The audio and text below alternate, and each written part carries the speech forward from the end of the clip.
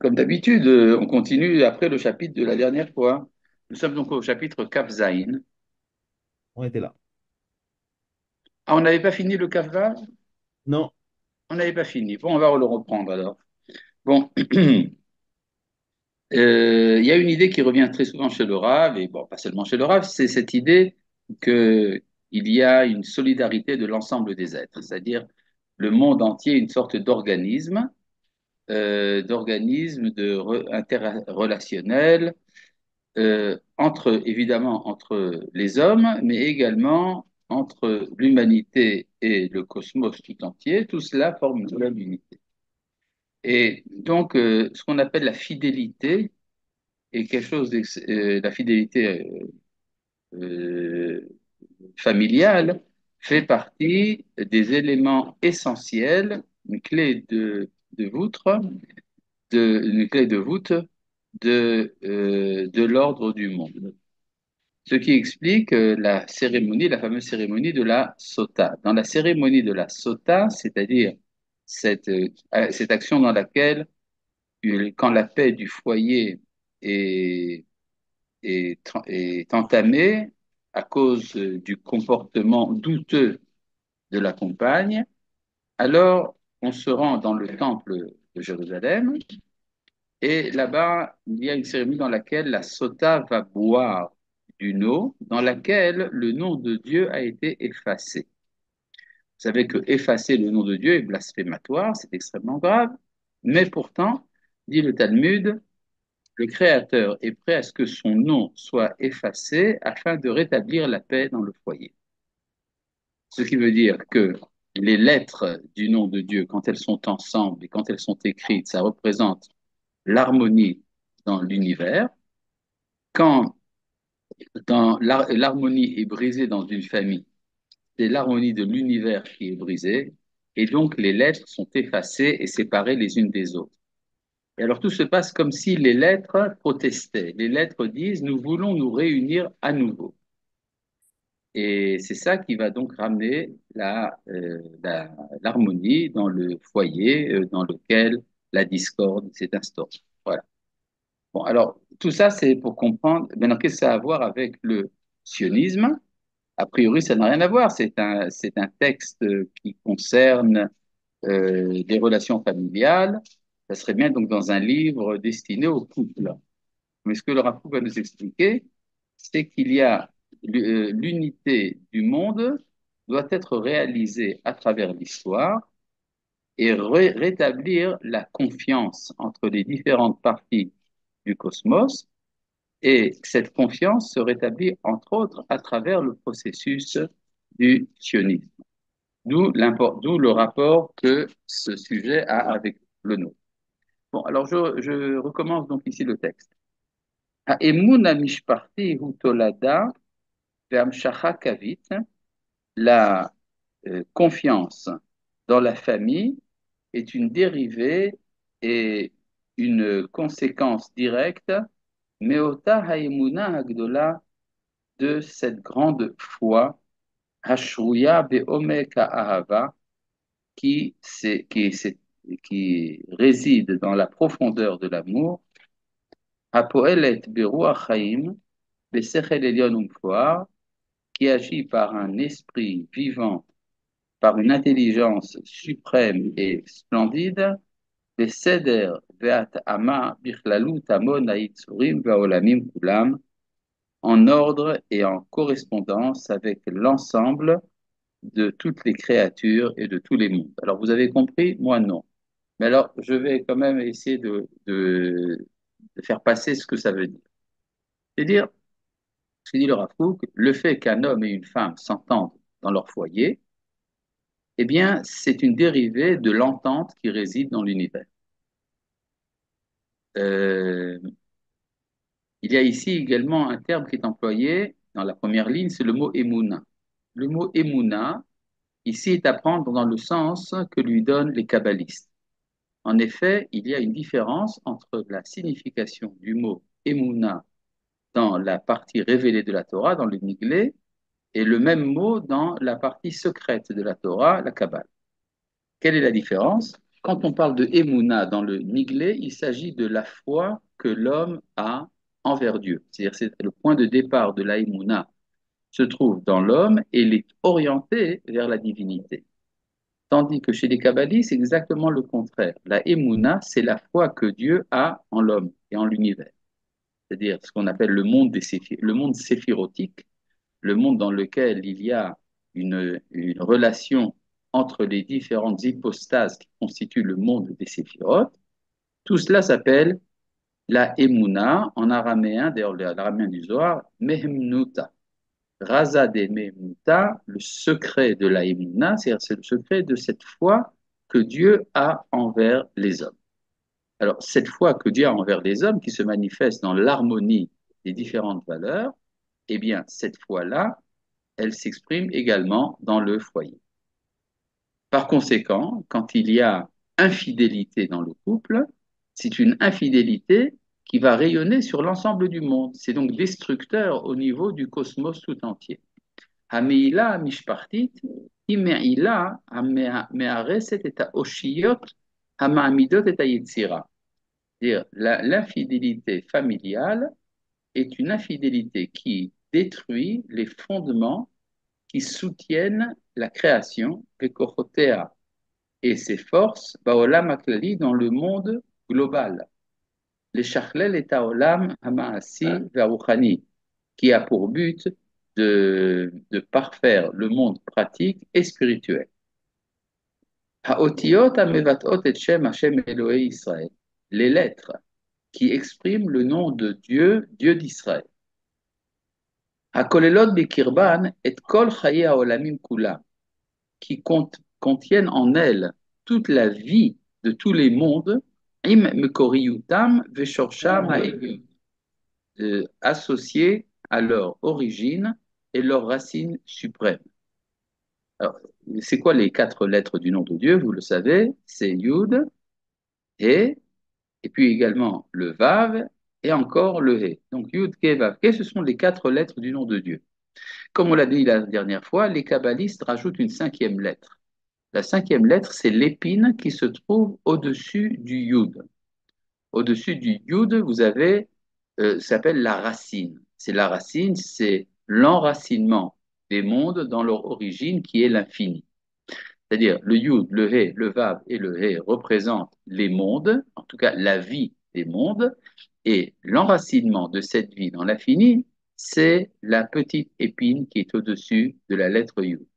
Alors, c'est ce que dit ici donc le Rav Kook, Haotiot Amevatot et Shem Hashem Eloi Israël, les lettres qui expriment le nom de Dieu, Dieu d'Israël, Akolelot Bekirban et Kol Chaya Olamim Kulam, qui comprennent en elles tout ce qui donne vie à tous les mondes. Im Mekoriotam, avec leur origine, Veshorsham Maelion et leur racine suprême, Im Sidram Veharmoniutam, avec leur ordre et leur harmonie, Kolelot Bekirban, elles contiennent en elles et kol ha'emuna yesodi, toute la confiance fondamentale chez Atochen Ateuri ve'amasi shel mishpachat Adam Shochlala novea mehem. Cette confiance fondamentale dans laquelle d'où s'écoule tout le contenu théorique et pratique de la famille humaine. Voilà. Donc, si vous avez la paix dans le foyer, c'est que les quatre lettres Yud, Ke, Vav, Ke sont en bon ordre. L'enracinement au-dessus du sud est représentant. Attendez, je ne comprends pas très bien ce que est la question là. Je vais lui mettre. Au-dessus du Yud, arabe. Au-dessus du Yud. C'est correcteur automatique. Du sud. Il y a Yud. écrit du sud deux fois. Oui, mais ça corrige de force. Ça corrige de force, d'accord. L'enracinement au-dessus du yod est représenté par un point. Non, c'est représenté par une petite ligne, par ce qu'on appelle un côte, c'est-à-dire une épine. Une épine. Une épine, c'est un trait, petit trait, d'accord? Tandis que le yud lui-même est un point. C'est-à-dire, le yud est un point dans ce sens que il concentre en lui tout. Le point est la plus petite représentation que l'on peut avoir. Par contre, le hé représente l'épanchement, l'espace. Et puis, donc, vous avez en fait, si déjà on rentre un peu dans le détail, le nom de Dieu est composé de deux noms, Yud-Ke et Vav-Ke. Le Yud et le He, vous avez remarqué que Yud et He, ainsi que Vav et He, il y a quelque chose qui ressemble. Les deux ont un He. La différence entre le Yud et le Vav. Le Yud représente un monde idéal dans lequel tout est concentré dans un seul point, tandis que le Vav, c'est un Yud qui coule. C'est comme si vous avez mis une tache d'encre et que cette tache d'encre avait commencé à couler. C'est-à-dire, c'est la descente vers le monde pratique. Donc, vous avez le monde théorique, Yud, et vous avez le monde pratique, Vav, et. C'est quoi le et? Le et, c'est à chaque fois la réalisation. La réalisation idéale, la réalisation de la réalité. Donc, vous avez Yud, Ke et Vav, Ke. Et tout cela est réuni dans la source de la vie, dans l'infini, c'est la petite pointe au-dessus du sud, du Yud, pardon. Bon, euh, donc si dans une famille tout va bien, c'est que Yud Ke Vav Ke est en place. D'ailleurs, vous savez, il y a cette dracha comme ça qu'on fait dans les Sheva Brachot en général, que Ish et Isha, hommes et femmes, ce sont les mêmes lettres, Aleph et Shin. Mais il y a dans le nom de Ish, vous avez le Yud, dans Isha, vous avez le He, et donc ça explique que quand ils sont en relation harmonieuse, c'est que le nom de Dieu réside parmi eux. La Shekhinah est parmi eux. Shekhinah Benehem. Donc, je continue ici le texte. Belertam Bederech Yeshara, lorsqu'ils vont dans un chemin droit, Miyot Achaim Mevunim Kahogen Betikun, lorsque la vie est bien construite comme il se doit, Venim Shachim Bifnimiyutam, et continuent dans leur intériorité, Berikshe Haimuna Ide Aliyim, et qui continuent dans leur intériorité par les sentiments de confiance idéaux, Ameshotetim B'chol Amon Abriam Imad Umitachat, qui plane dans l'ensemble de la création, dans ses hauteurs et dans ses bas-fonds, Harehem Mefakim Mayanot Shel Beracha. Cela entraîne des sources de bénédiction. Shel Osher, de bonheur, et Shel Ofaot Nishmatiot Adinot Lakol, et de manifestation de l'âme euh, délicate pour tout. C'est-à-dire, c'est quoi ces manifestations de Neshamot? Il s'agit ici des, des âmes, des enfants qui vont naître de l'union du couple. Beshiburam ba'achiratam, lorsque les lettres sont détruites, sont brisées, quand elles sont troublées. Bimridat aseder ideali shelem, lorsqu'il y a remise en question de leur ordre idéal, arehem yesod aherus, aherus haolami, cela devient le fondement de la destruction mondiale. Aerus aerogani, la destruction organique. Aerus amishparti, la destruction de la famille. Aerus anishmati, la destruction de l'âme. Achirat achaim umeratam, le trouble de la vie et leur malédiction.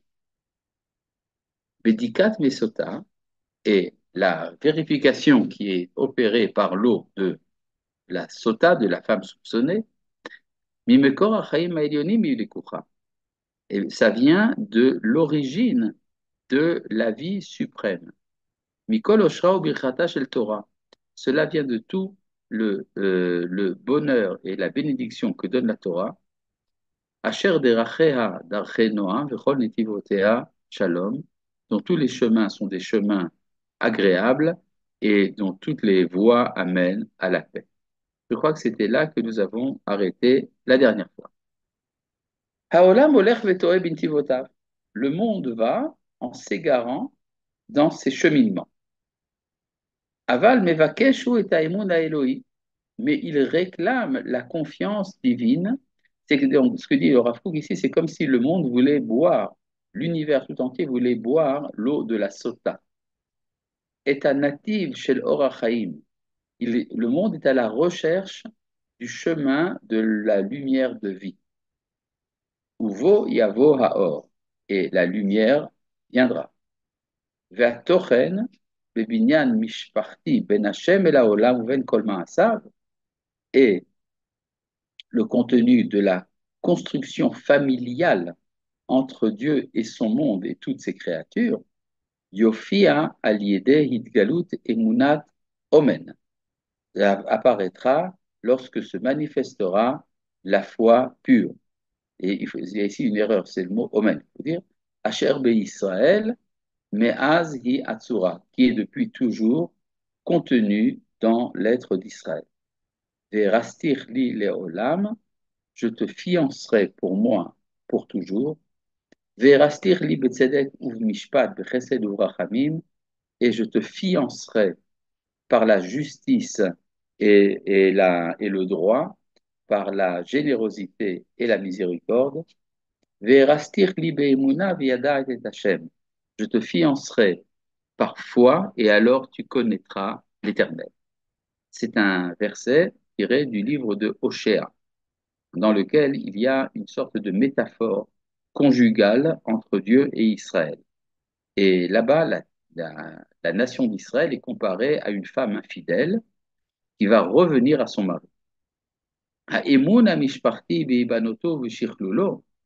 La confiance familiale, quand elle sera reconstruite, Yisov Ya'avor et Kol Gevulav, ira en dépassant ses frontières, וימצא את משקלו הנכון בכל הערכים הייחוסיים, et trouvera son équilibre dans toutes les valeurs relatives, ימצא את מעמדו הישר הבלתי מעול בין איש לאיש, et trouvera son statut sans infidélité entre un homme et un autre. Ben Sachir les Sochro, entre l'employé et l'employeur. Ben Oved les Noten Avoda, entre le travailleur et celui qui procure le travail.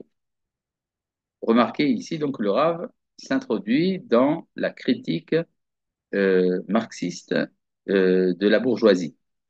C'est-à-dire, pour les marxistes, la, l'histoire des hommes, l'histoire de la civilisation, c'est l'histoire de la lutte des classes entre les exploités et les exploitants. Depuis toujours, il y a une partie de la société qui exploite et une autre partie de la société qui est exploitée. Pour le Rav Kook, et donc, en tout cas pour Karl Marx, cela va impliquer obligatoirement une révolution, ce qu'on appellera l'établissement de la dictature du prolétariat.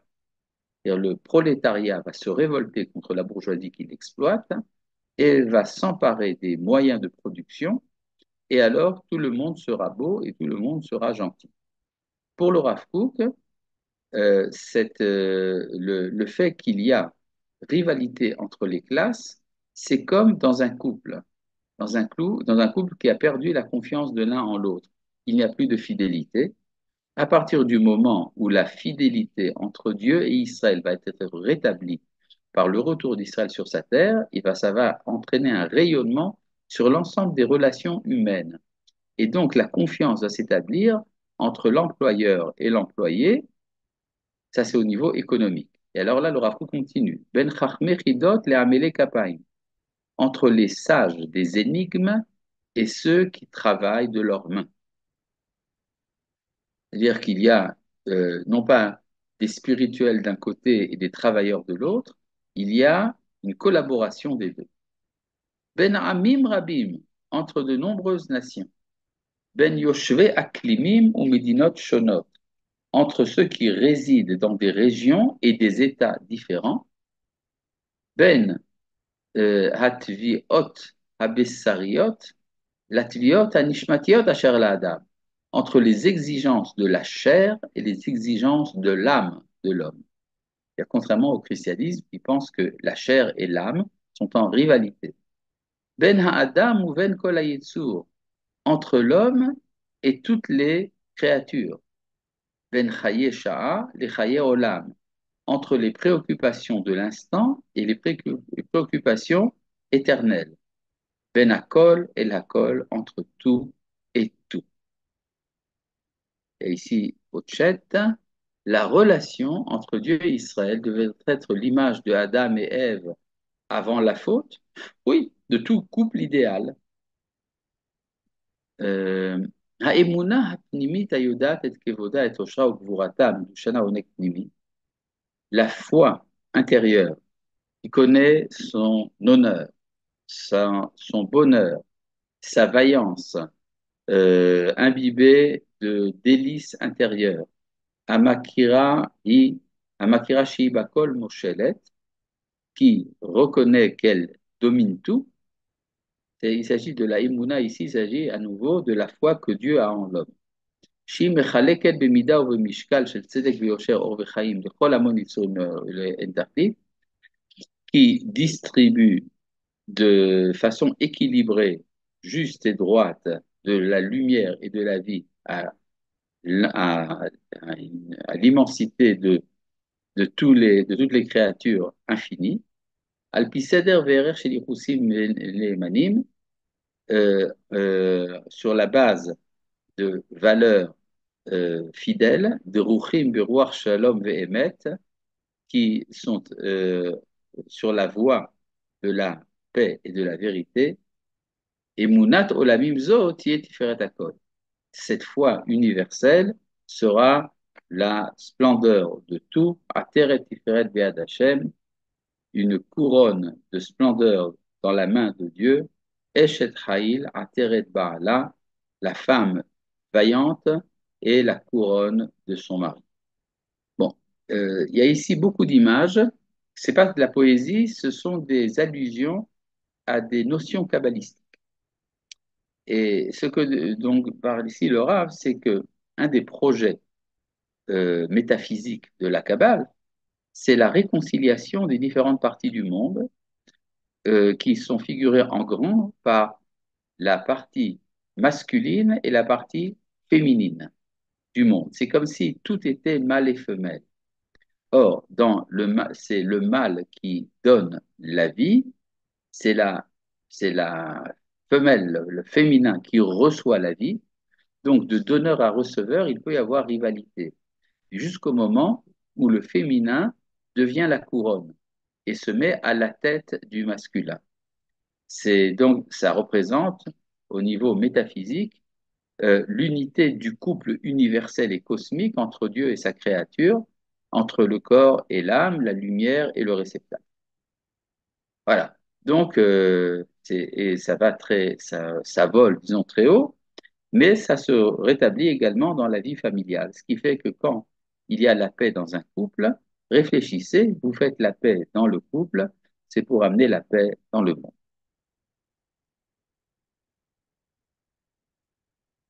Voilà, puisqu'on a fini le Kav Vav, nous allons donc entrer dans le Kav Zayin. Le Kav Zayin se réfère à l'histoire,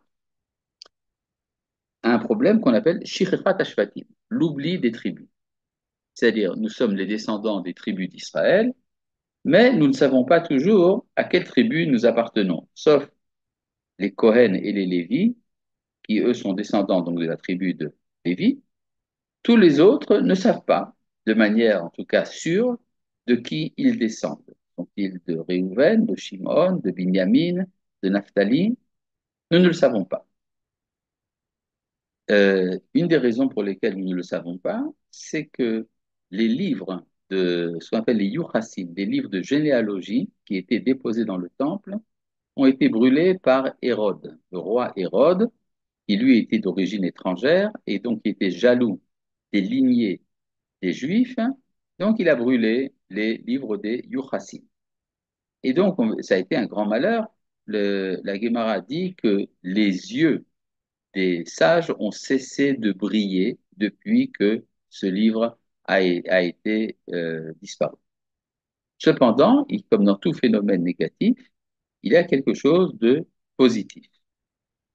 Dit le Rav, Shirchat Ashvatim, l'oubli des origines tribales, les Yichusam, selon leur généalogie, Hi hachana le'ardut ha'uma. C'est une préparation pour l'unité de la nation. Ah bon? Pourquoi?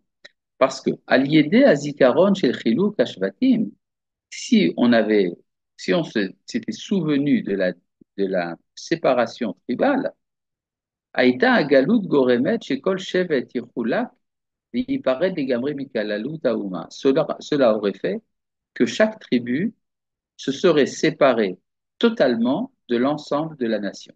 C'est-à-dire, imaginez par exemple que dans une partie du monde, il y a la tribu de Réhouven, dans une autre partie du monde, la tribu de Shimon, et ça commence à se former en tant qu'entité tribale, et on pourrait dire donc nationale, séparées l'une de l'autre. Ve'eres anochriyu, le venin de l'étrangeté, ayar choder, v'achalakim amiyuchadim v'abidudim, ça se pénétrerait, aurait pénétré les parties séparées l'une de l'autre. Alors, donc, il y a quelque chose de positif dans le fait qu'on ait oublié notre origine. Cela permet d'être en unité, de préserver l'unité des enfants d'Israël. Omnam, cependant, il y a également l'aspect négatif. Al-Yedeh Hashichecha Azot Shel Partout, à cause de cet oubli de la particularité, Nitraba Habilbul Ve'airbu. C'est alors que les mélanges et les confusions sont devenues abondantes.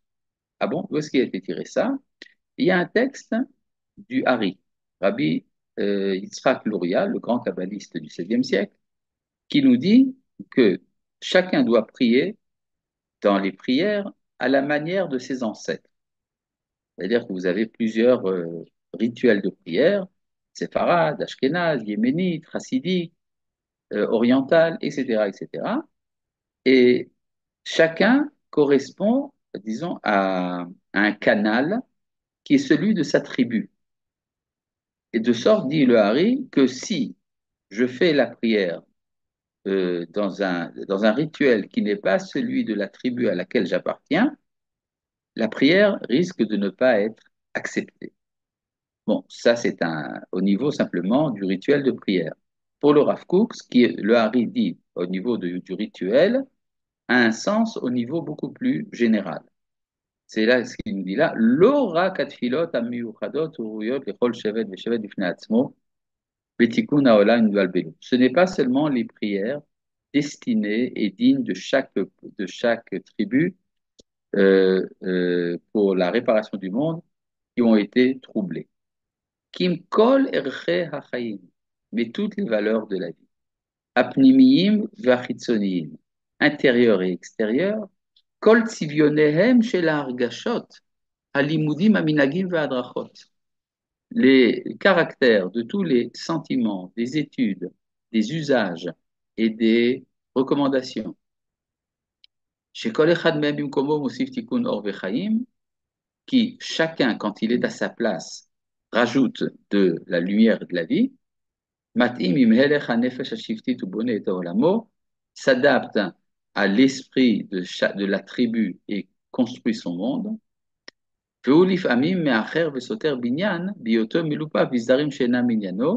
Et parfois devient destructeur lorsqu'il est lié à des ordres qui ne sont pas les siens.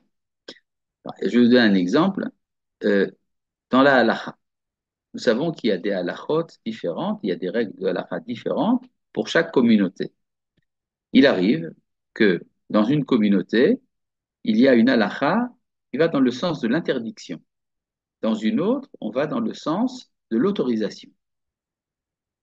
Mais c'est équilibré par d'autres halakhot. C'est-à-dire, si dans l'ensemble des règles de ma vie, j'ai un certain ensemble de règles rigoureuses, mais que j'ai en parallèle de cela des facilités, ça crée une harmonie dans mon être halakhique. Par contre, si je fais un mélange, quelque chose qui est considéré comme très gravement interdit dans une communauté et qui ne l'est pas dans une autre communauté, et qu'on essaye de mélanger, ça va créer le trouble. Je vous dis par exemple, je ne sais pas si vous êtes rentré dans une synagogue séfarade. Vous verrez là-bas que c'est très important pour les priants de ne pas mettre une jambe sur l'autre, de ne pas plier ses jambes. Par contre, chez les Ashkénazes, on n'y fait pas attention vraiment. Alors, si vous essayez de mélanger dans une synagogue ashkénaze, vous allez introduire l'usage séparé ou inversement, ça va créer une disharmonie qui commence par quelque chose de très extrêmement ténu, mais qui en fait risque de détruire toute l'harmonie de la communauté. Omnam, kol ze mesabev rak tsara v'yagon araï. Mais dit le Rav Kook, tout cela n'est qu'une souffrance, une détresse éphémère, momentanée.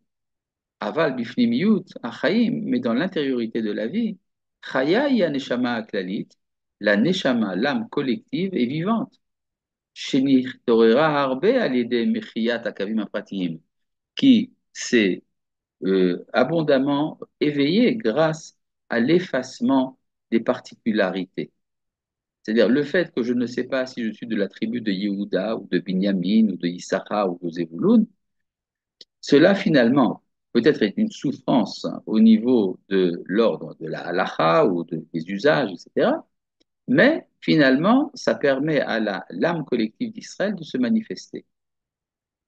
Remarquons une chose au niveau historique, c'est que au XIXe siècle, les communautés d'Israël étaient séparées les unes des autres, elles étaient dans des pays différents, mais ces communautés ont quand même réussi à se réunir sous l'égide du Congrès sioniste mondial de Herzl.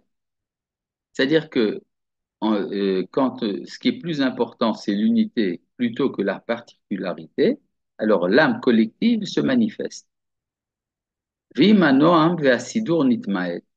Et si l'agrément et l'ordre a diminué, umrirut ve'isurin ruchani vigashmi mitchabrim mem kol ma'asenu, et que des souffrances spirituelles et matérielles s'associent à nos actions, bechol ze, mais malgré tout, afalpi shemetzer ou memerli dodili ou venchada yalim.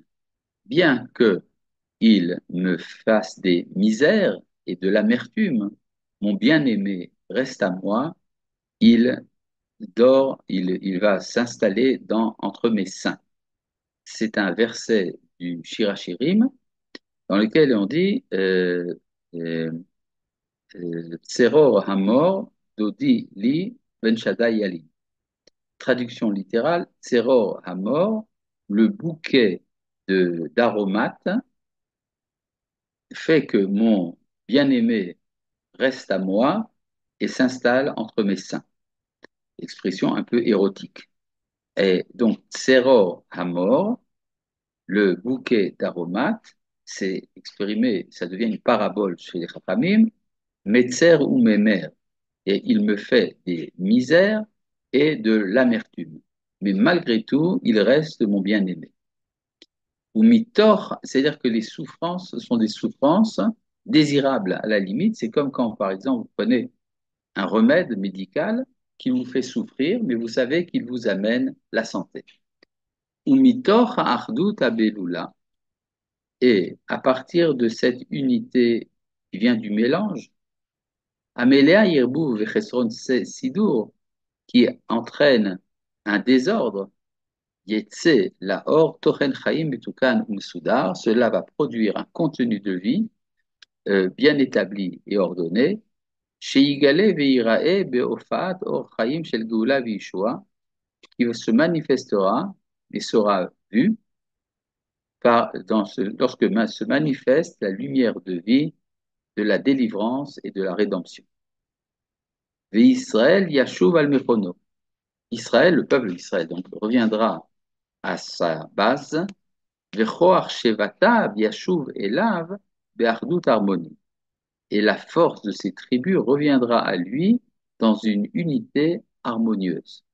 C'est-à-dire que l'oubli des tribus est éphémère, lui aussi. Lorsqu'Israël, c'était nécessaire pour que se manifeste l'unité, lorsque l'unité sera réétablie, c'est alors que reviendra le souvenir des tribus. Comment est-ce qu'on va s'en souvenir alors qu'on l'a oublié?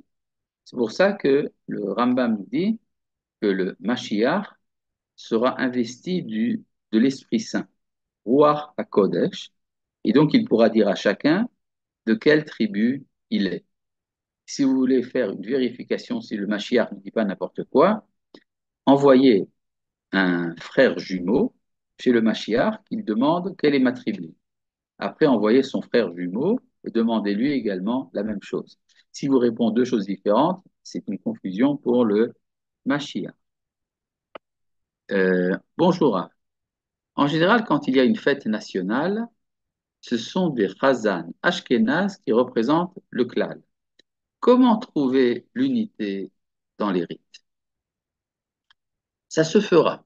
D'abord, remarquez par exemple qu'il quand il y a la prière de Yom HaAtzmaut au Kotel, vous avez une harmonie extraordinaire entre les séfarades et les ashkénazes, quand on fait Arvit, quand on fait le Hallel, il y a là-bas une unité absolument remarquable. Donc je vous invite à venir au Kotel le soir de Yom HaAtzmaut. À part ça, de plus en plus, on voit que dans la culture israélienne, il y a une tendance à ce qu'on appelle le méditerranéisme, c'est-à-dire une forme de, de culture méditerranéenne qui fait l'unité entre les différentes tendances. Est-ce que tout est arrangé? Je ne pense pas. Mais ça viendra.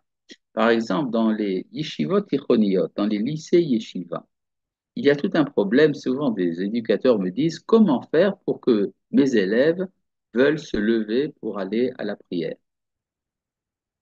Et je leur dis toujours, vous devez organiser une prière séparate, sinon ça ne marchera pas. D'accord? Bon, d'ailleurs, c'est vrai, hein, remarquez que le mode de la prière ashkénaze, tel qu'il était en usage dans les yeshivot en Europe avant la Deuxième Guerre mondiale, tout cela n'est pas adapté à l'atmosphère de la société israélienne. Il faudra donc faire du travail. Nous allons devoir donc travailler pour fonder un Sanhédrin et que dans ce Sanhédrin, on tienne compte de l'ensemble des traditions d'Israël. Oui, alors où est-ce qu'on en était? Oui. Ve'od ta'avorna hatson al monnaie. Et le troupeau sera à nouveau compté par un compteur. C'est-à-dire, c'est un texte ça, ce sont des morceaux de versets des prophètes qui disent que si on compte, c'est-à-dire quand on fait passer le troupeau, on les fait passer sous une sorte de barre pour compter les moutons. Surtout, ne vous endormez pas quand vous comptez les moutons.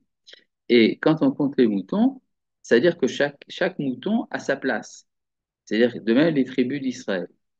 Ou Mizbeach Hashem Ha'arus. Et l'autel de Dieu détruit, Yibane Od Apam Aledeh Shnemasar Avanim, sera à nouveau construit par 12 pierres.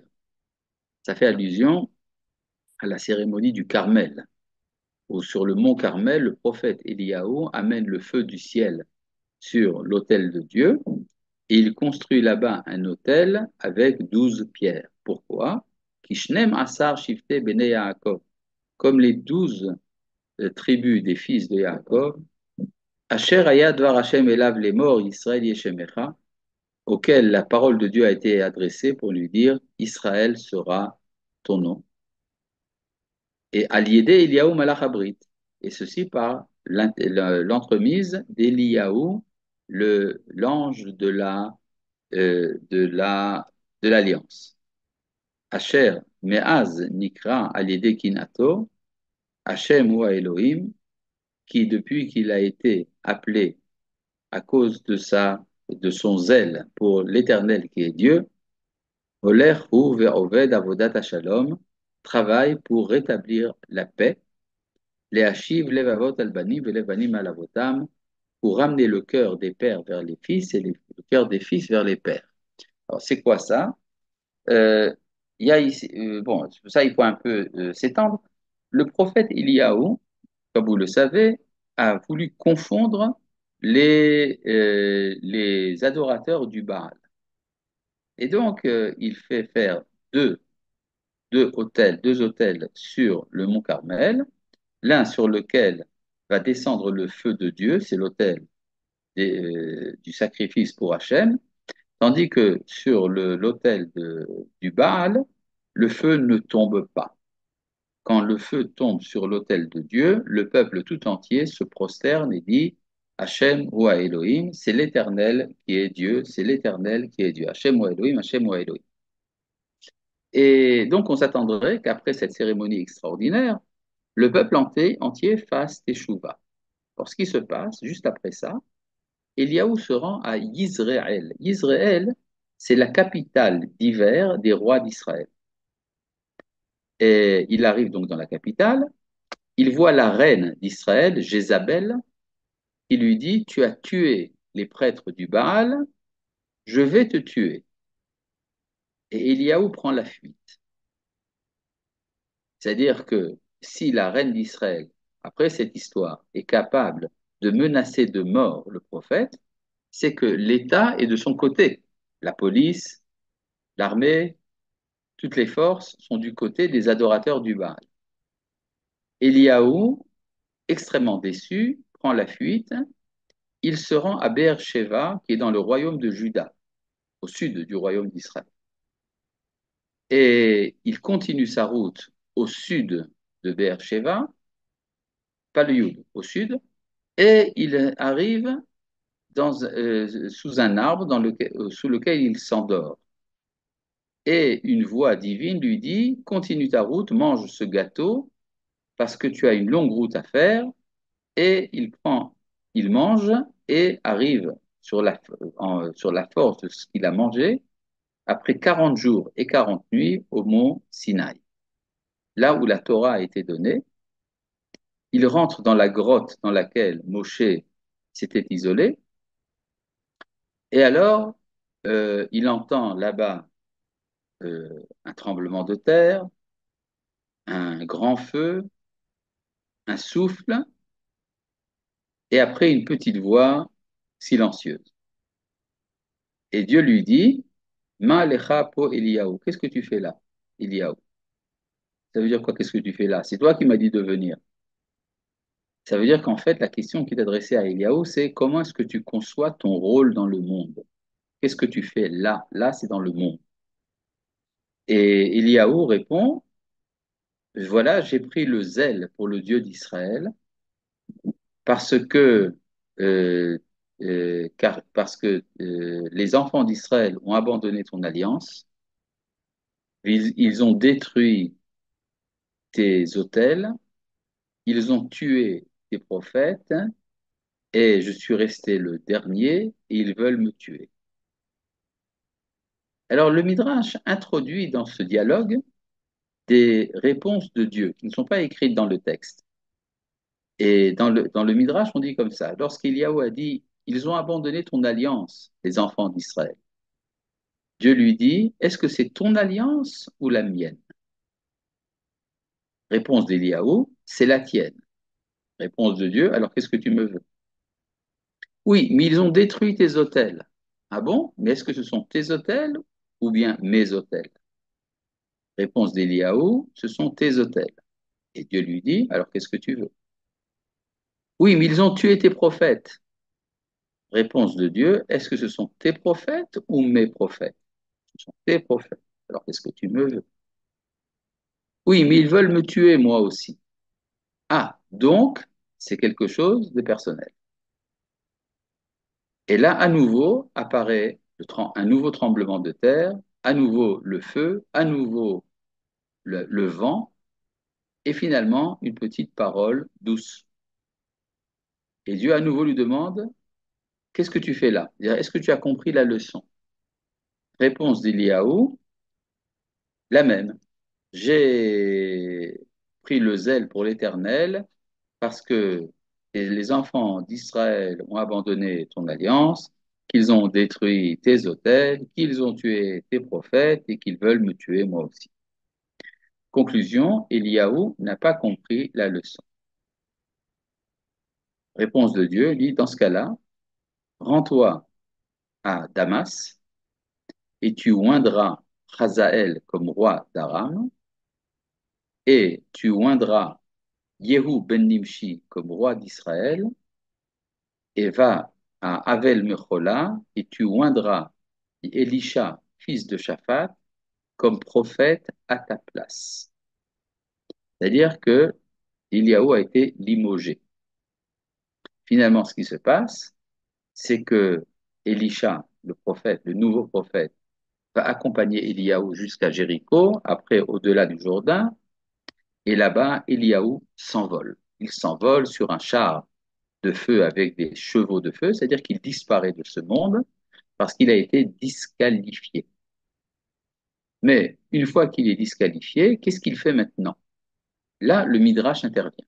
Et le Midrash nous dit que Eliaou réside dans les cieux et qu'il écrit à chaque sortie du Shabbat les mérites d'Israël. C'est-à-dire, il est là-bas pour réparer son zèle excessif.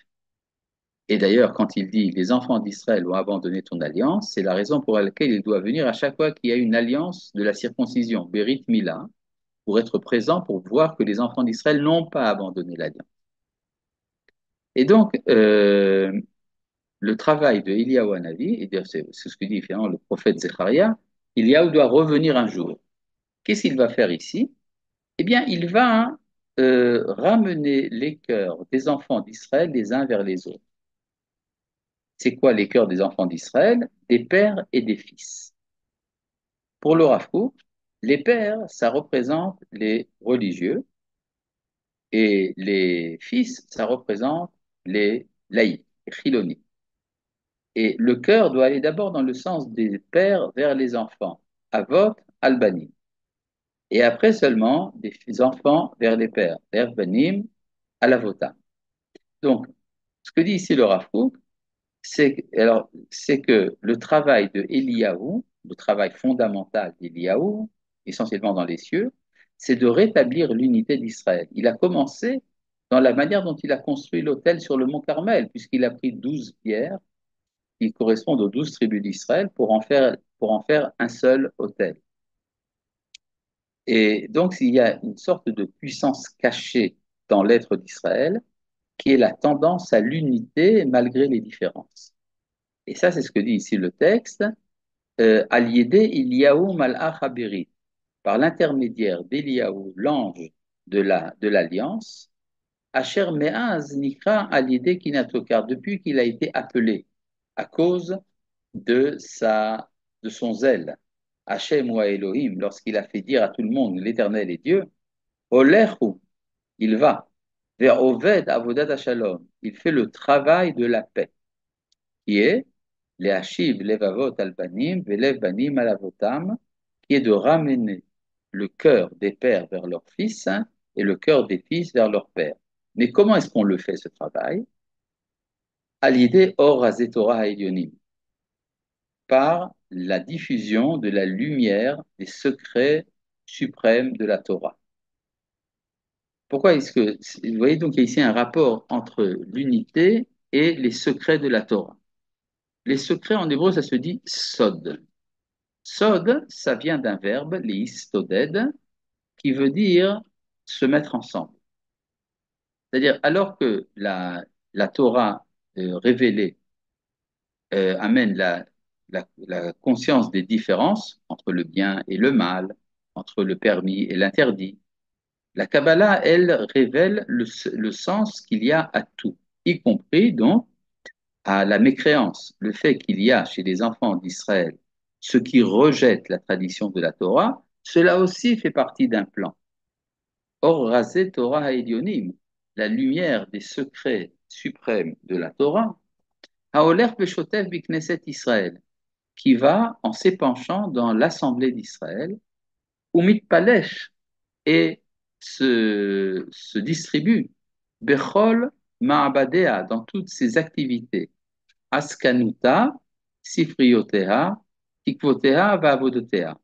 Dans son œuvre, ses bibliothèques, ses espérances et ses travaux.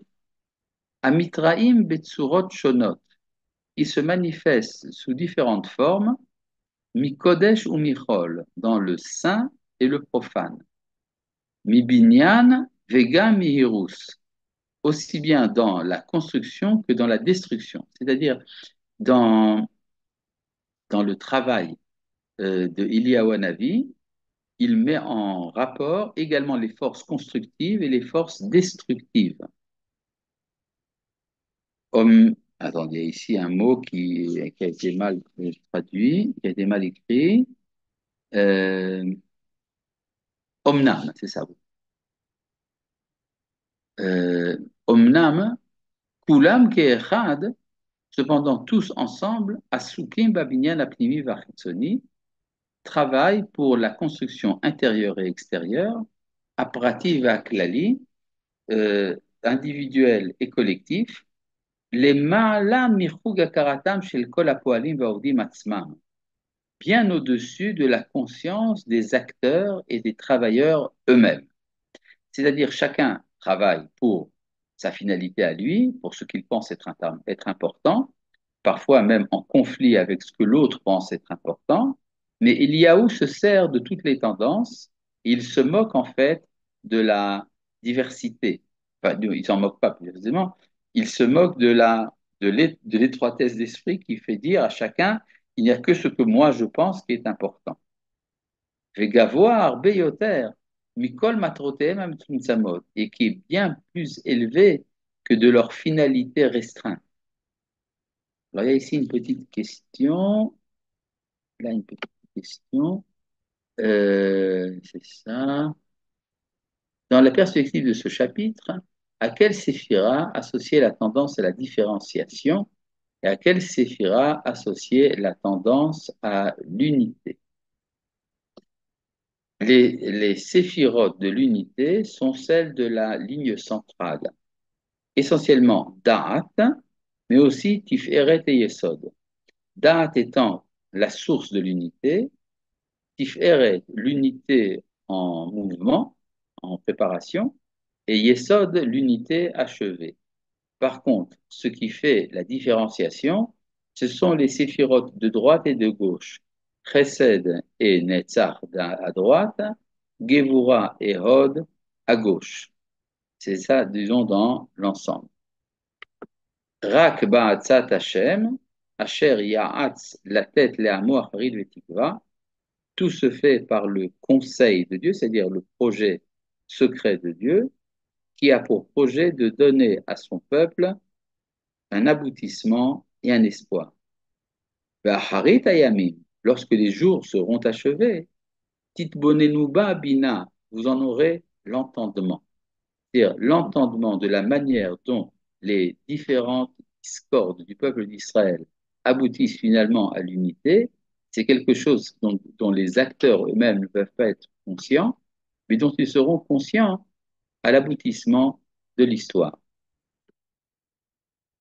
Aussi, Rav, une deuxième petite question en rapport avec le début du cours. Est-ce que l'âme est assujettie à une tribu ou c'est un phénomène qui appartient à la vie sur Terre? L'âme n'est pas assujettie, elle est liée. C'est-à-dire que dans la neshama de chacun de nous, il y a tout un contenu, on va dire tout un paquet de missions qui sont particulières à chacun de nous.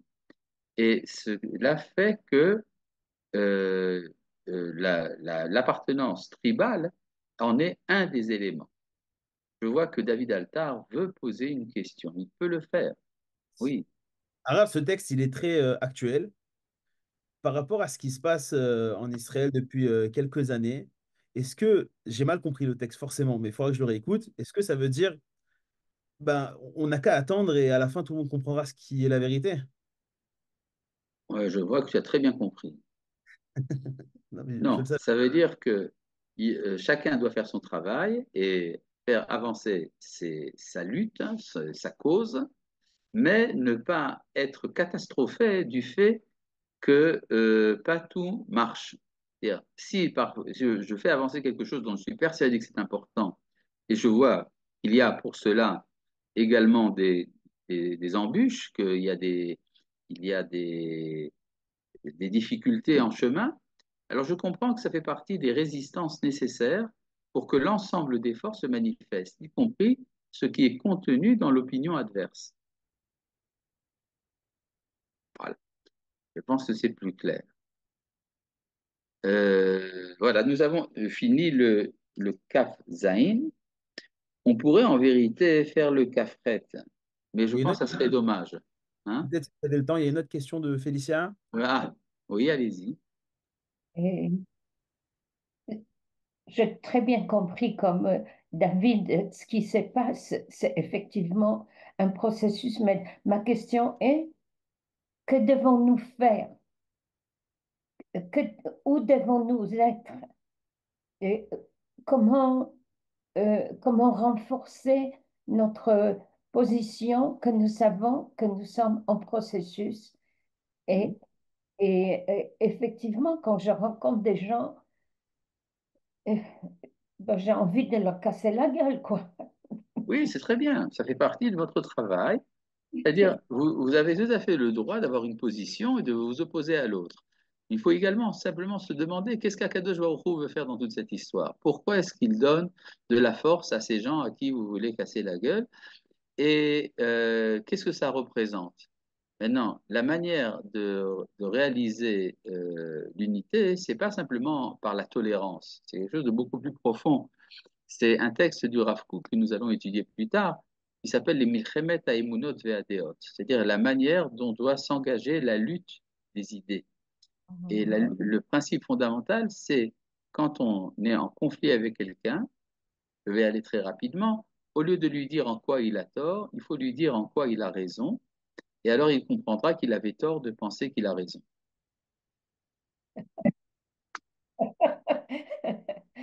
C'est Voilà. un exercice difficile. Oui. Bon, ben, je vous fais confiance. Tov, shalom à tout le monde. בוקר Passez טוב, une bonne semaine. Kol tout. בעזרת השם. בשורות טובות, הרב, תודה. Shalom, shalom. Shalom.